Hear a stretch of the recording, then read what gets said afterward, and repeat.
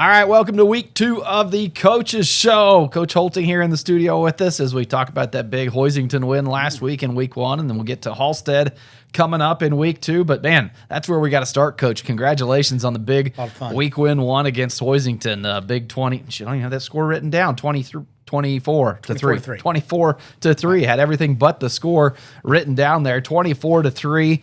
Walk us through that game. We caught you a little bit in the booth post game, but give us your thoughts on that game now that you've had a chance to process it. Watch a film a little bit and sort through it. Really proud of our defensive effort. I think you told me that it was the second time. The other time being 2018 against Pratt that a Zach Baird-led team had not scored a touchdown. And it would have been really easy to fold early. We threw an interception first play of the game. They drove deep in our territory.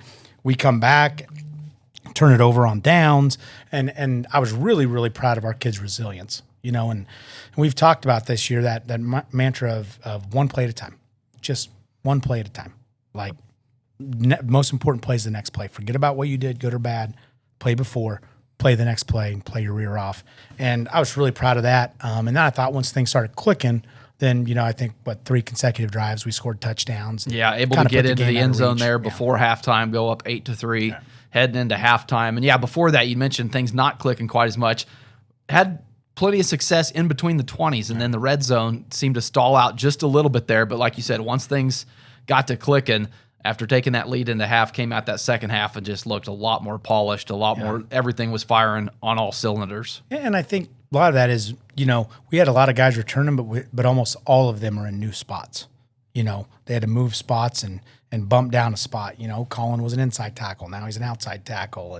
And Josiah moved over to the strong side, and Huddy moved. And so Tay moved from fullback to tailback. And so we had a lot of new guys, and we had a lot of guys who didn't play last year. A lot of our sophomores that have to step up and play big roles for us. So I think there was some nervousness. We weren't quite making the checks. Hoisington caught us in a couple looks. They were overload blitzing, bringing everybody, and we knew they were going to do that. We practiced against it. We just didn't quite. Sometimes when the game's on and that play clock's going, we don't make quite the checks we need to in terms of blocking scheme wise or checking us out of a bad look. And we talked about that a lot this week. But overall, like I said, our kids fought and came out with anytime you can beat Hoisington's great. Anytime you can beat them by over 20 is it doesn't happen very often. Well, and Hoisington, a tough opponent to open the season up. Like you said, players in new positions, just working out kinks, first game jitters, and Hoisington's no easy feat to do that against. As physical as they always are, as disciplined as Coach Baird always has his teams. So kudos to the Greenbacks in the way that they played that ball game. The physicality, we saw that coming off of the Jamboree at Dodge City. We talked about it in our preseason show. Going into Hoisington, how you hang your hat on the physicality of a team. And the Greenbacks showed it Friday night. I thought they really showed on the offensive, defensive line just how physical they're going to play this season. And I think we got a group of guys that relish that. They enjoy it, and that's a lot of fun. And we could go down all of those guys. Arlie had 2.5, 3 sacks, close to the school record. Ethan Steinmates was in the backfield. He almost took a couple handoffs. He had a great game. He's fantastic. The kid's motor just doesn't stop. He is just quick, and he knows how to angle, how to get through, and he's going to be a kid that's going to be a problem. I don't care who we play every week. He's just a really good football player. I thought Colin, he anchored us and the strong side, both sides of the line. Huddy is just he's an immovable force in there. Sometimes he's just so strong. So I thought our D line set the tone. I really did, and I thought up front, O-line wise, we set the tone. All those guys plus Josiah and Ethan Koger all had great games, and when we can get a push like we were getting, even if we didn't, and we had a lot of things to clean up blocking wise, but when we can get a forward push like that, it's going to be pretty hard to stop us for 10 yards. And we saw a bunch of drives like that where it was just marches down the field. If the big play wasn't in that set of drives in that possession, it was just a march, and most of that led by senior Tay Wilson, who we talked post-game kind of who would be the player to emerge in the absence of Uni and the production of offense that he provided for the offense last year. And I think Tay Wilson made a pretty clear case he answered in week 1 that I'm going to be that guy when yards need to be gotten. I'm more than capable of doing it. Tay finished with 206 all-purpose yards, had 183 of those on the ground. Did have one catch for 23 yards, but a huge game and got in the end zone once. So a huge game for Tay Wilson. Huge game. And Tay is, Tay's as tough as they come. Obviously, his wrestling background, his balance is incredible. And I think where he's made that huge leap as a senior is physicality. I mean, you could even see it as physical as Hoisington is. He is not going to be very fun to tackle for 4 quarters. And by the 3rd and 4th quarter, his physicality and the way he finishes runs and how violent he runs, it's going to wear on you. Combined with our line and all the people, lead blocking for him. I thought Jack, really hit some people in the hole. And when you keep adding up those hits throughout the game, it makes people not want to pull the trigger as fast. And then those lanes open up more. You get those longer runs that I thought we were able to get in the second half and make scoring a little easier. And we saw you able to get the ball in the hands of some of your other athletes in space, Windsor and Strong. Some opportunities created for them on the outside. And when they got the ball, really took advantage of their possessions and touches when they got it. Yeah, those are 2 kids we've got to even do more. Those 2, Arlie, I thought Kyler Barker ran the ball really well. We've got to keep doing a better job of getting those guys the ball in space, because those guys are athletes that if they break one tackle, they're a threat to take to the house at any time. So I think we've got to keep scheming up ways to make it easy on them, to make it easy on Creston if he's throwing it in the backfield, to get them the ball in spots where they can go do some damage. What was the message at halftime of a ball game like that? Up 8-3, like you said, it struggled a little bit in that first half just to click and fire on all cylinders, but you go in with the lead still against a big rivalry at home. Is it just calming your players down, saying, do what we practice, or what's the message there at halftime of that ball game? That was the big one offensively. Defensively we were pretty happy, but the big one was do your job. Like, we got some people, and our offense has so many moving parts every play. There's so many pullers, there's so much action, there's all that stuff going on in the backfield that everyone has a job to do. And what happened was, and against a team like Hoisington and, those good teams, you can get away against the worst teams of maybe someone not doing their job. They don't catch it. Against Hoisington, if you don't do your job, they're going to make you pay. And so our message at halftime was just, everybody breathe. We are controlling this game, but the score doesn't show it, but we've got to make it show it. We can talk about it all we want, but ultimately the scoreboard is what matters. We've got to finish, and we've got to do your job. When you get out there, finish it, do your job, and we'll be just fine. And, the kids came out and did that. Run down some other stats from that game. Like I said, 334 total yards passing, 6 for 15 for 98 yards in the air, 2 touchdowns from Creston Poor, 1 to Caleb Strong and 1 to Arlie Morrell. And then on the ground, we mentioned Tay Wilson with 22 carries for 183 yards and a touchdown. Windsor had 5 carries for 35 yards. Caleb Strong, 3 carries for 30. And Kyler Barker with 4 touches as well. And then those 6 receptions went Arlie Morrell, 2 catches, 41 yards and a big touchdown. Caleb Strong, his 2 catches, 16 yards and a touchdown.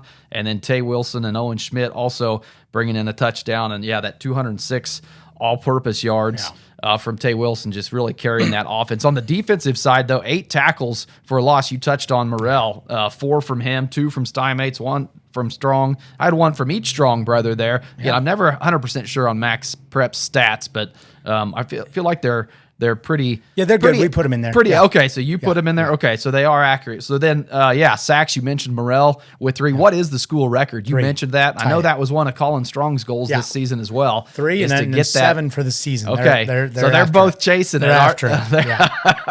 A little competition on that defensive line. That's good to see. And I thought that was, our D-backs played really well, but man, it sure helps when the quarterback's running for his life a lot of the times. And I thought that was huge. Yeah, you could see that. There was not very many opportunities where Gala got a chance to really step up in the pocket, square his shoulders, and throw. And when you can force a quarterback, and they're going to have to do it this week against Braxton Creed as well, to get out and scramble and make that play break down, it makes it a lot easier on your defensive backs when that front four is putting the pressure on up front. You mentioned that secondary, Gavin Roop with a big interception in that ball game, which when that happened, I felt like that was the ball game. That kind of sealed it. I think it might have been a 3-score game still at that point, but Hoisington still had time to put something together if they were able to maybe get some points on the board in that drive. But that pick by Gavin Roop just felt like that sealed the ball game. It wasn't just a great pick. It was the way he played the play. If you watch the play, they had a mesh with rails concept, and he did a great job. He passed his guy off exactly like we talked about, came underneath the other guy coming across. Great play by Gavin all the way around because he did it fundamentally perfect, and then he made a huge play for us. Yeah, big play from him. And then other in the secondary there. Like I said, just athletes all across that secondary between, Strong on one side, Windsor on the other, Roop out there. Who am I missing there? Owen Schmidt, yeah. Owen Schmidt, just dynamic back there. And great night all around, defensively and offensively. How big is it to start the season off with that week 1 win? We talked about it a little post game, but echo on that a little bit. Just it kind of puts a statement on the whole summer and the off season. I think you hit the nail on the head there. I mean, we've been talking all off season. Hoisington was ranked 2nd in the state, coming in, and there's a lot of talk about them. We've heard talk about Hess and other teams in our league. And I'm like, guys, they're not talking about you because we won 4 games last year. So if you want them to talk about you, beat Hoisington week 1 and make it a convincing win where people aren't like, man, was that a fluke? Did they get lucky? Did they have turnovers? No, let's go beat them. And if you want respect, go earn it. And I think, I've been telling them all off season that, guys, this group can be pretty dang good if we buy in, if we do everything right, if we work hard. And so you always, as a coach, when you say all that stuff, then you don't want to fall flat on your face game 1. Like, man, what is coach talking about? We just lost. We were supposed to be special. And I don't think those guys are like that, but I think it was really validating knowing what we could be and seeing a step. Now, we got a long ways to go, but I think it was a good step in the right direction. And talk about the importance as far as the CKL battle that's been between Hoisington and Pratt the last 4 or 5 years. It seems like the road to the CKL has gone through either Pratt or Hoisington, so getting one up on Hoisington early on is a big step in capturing that CKL title. Yeah, and obviously we don't play everybody, but I think if you look at us in the past, we've played the teams in the league that were the teams, Halstead, Hoisington, those guys. And we know Hoisington's always kind of been the litmus test in the league. It's been the last, 6-7 years, we've been 500 with each other, gone back and forth. Coach Baird runs a great program. And so we know every year, like that team's a measuring stick. It's a measuring stick game. Like, how good are you? It's not the games when you're playing the teams that you should beat. What are you going to do against teams like that? And so I think that's huge starting out the year, especially when you can say, guys, we won this and we didn't play near a clean enough game. We made a ton of mistakes execution-wise. We were inside the 15 3 times and didn't score. We got a lot of stuff we got to clean up. And you love those games where I can go and be hard on them on film with a win. And get the win to go with it. Yeah. Right. It makes these coaches shows a lot more enjoyable too. It does. When we can do them after a win. So I figured that was probably part of the pregame speech was, guys, Cody has more fun when we win. So let's go out and get one for Cody. That's right. That was the, I mean, I don't know if you heard us break down. That's what they were saying. Okay. Well, that's nice to know. All right. Let's see. Game notes. I think we've hit on all of those. Let's move on to Halstead. Did you want to hit before awards? We do? Yes. I was. Okay. Yeah. I'm glad you stopped me there. I wanted to see if your awards matched ours in the booth post game there. I'll run down ours. So we had the Mead Lumber Hit Stick of the Week, the State Farm Player of the Game, and the let's see, what was our other one there? The Farm Bureau Fan of the Game. And so Hit Stick of the Game.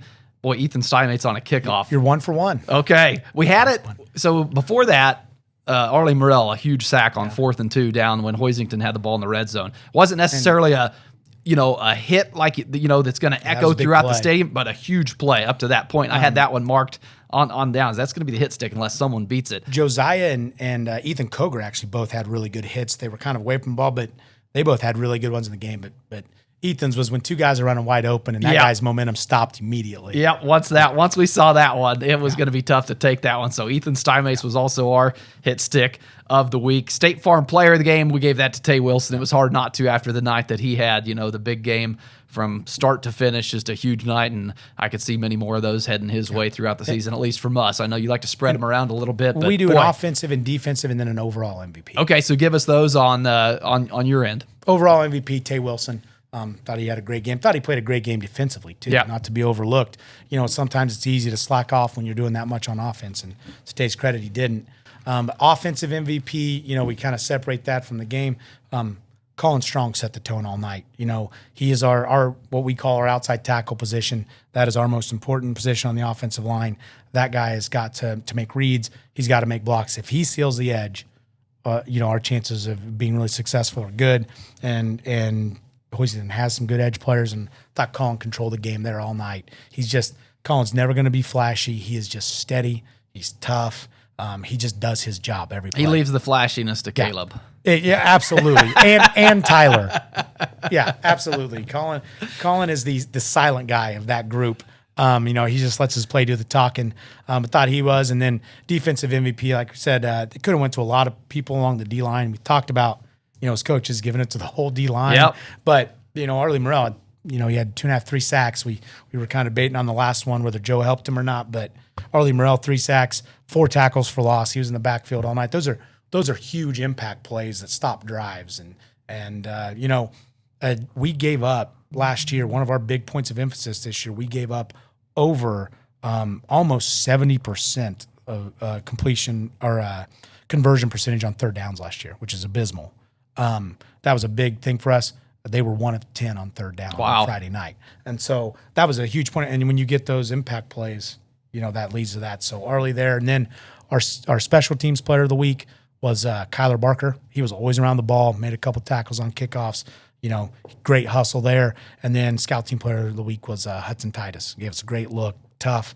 Always gets beat on over there, never complains, and just keeps He's playing. looked good in the JV games I've watched. Unfortunately, he just can't play varsity football this year. Yeah. Yep. And then our last award, fan of the game. I actually got a text from your wife during the game. She said, "Hey, are you keeping an eye on Tommy Schmidt here on the sideline? That guy is awesome. Electric on the sideline." So we started paying attention to him a little bit after that because we're always looking for that fan out there, whether it's a player or a fan, for the fan of the week. And so her pointing that out to us, we gave our fan of the week to Tommy Schmidt there, just for his energy on the sideline. It was great to see. And you need that. I was telling Kelly that during the game.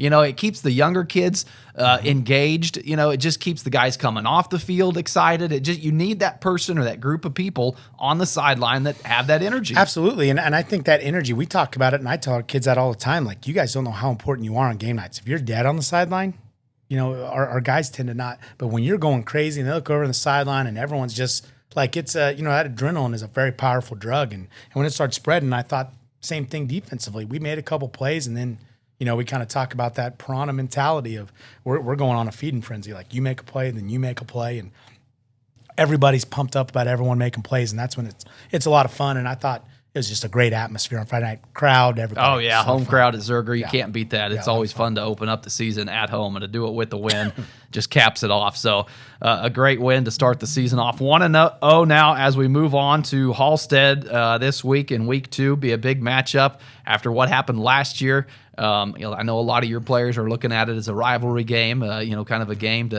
to return the favor on their home field as they did to us. They won that ball game last year, 42 to 38. And so the Greenbacks looking to go there and do the same thing. Halstead last week lost a close one to Heston, just a one-score ball game, 21-14. What's the I know you're not going to give me the scouting report, but what's just the mindset going into week 2 to Halstead? And we talked about getting better, not getting complacent. I thought that game we were up 24-0, and then there was a lot of things that I think it was a perfect storm of stuff that had to go wrong. A couple turnovers that were real timed, and a kickoff return for a touchdown. They recovered an onside. Special teams weren't real sharp. So we've talked about finishing it. Hey, let's not let off the gas. Let's leave no doubt. Let's win play 1. Let's win play 150 and every play in between. So I think that's our mindset. Like we talked about, if you want to be what we want to be this year, then great teams don't, and I kind of got not very nice with them yesterday, probably at practice, because didn't think our intensity was where it needed to be, because we talked about champions don't take off days. And I think that's the big thing. I don't care who we're playing. You get better every single time you step on the field. And if I ask you after practice what you got better at, you need to be able to tell me something, because if we're not focusing on getting better, what are we doing out here? So I think our mentality, I think our kids, it stung. They, we've talked about, they had the poster at the basketball game everyone saw and talking about the score. And I said, guys, that's on us. You got to wear it. Guess what? You got to wear it because it happened. I've got to wear it. It happened. We've all got to wear it. But now we've got a chance to do something about it. We've waited a long time. So I think our kids are excited. We know Hoisington's a really good football team. They're big, they are physical, and they are fast. They are really fast. Probably one of the faster teams we'll play all year. So we're going to have to play 48 minutes.